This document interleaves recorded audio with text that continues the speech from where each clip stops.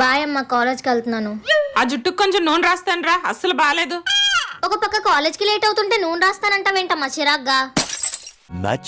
Much later. ఈరోజు చాలా నీరసంగా ఉంది, తల బద్దలైపోతుంది. అందుకే నూనె రాసుకొని వెళ్ళమనేది. వింటావా నా మాట? ఒక్క ముక్క కూడా బుర్రకెక్కట్లేదు. అందుకే నూనె రాసుకొని వెళ్ళమని చెప్పాను. నా మాట అంటే ఎవరికీ లెక్కలేదు. ఏమైంది?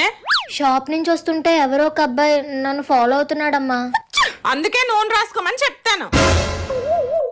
జుట్టుకు నూనె రాసుకుపోవడానికి అబ్బాయి నా వెంట పడడానికి సంబంధం ఏంటమ్మా? ఉంటదే, బొచ్చుకి నూనెకి ఉన్న సంబంధం నీకే తెలుసు.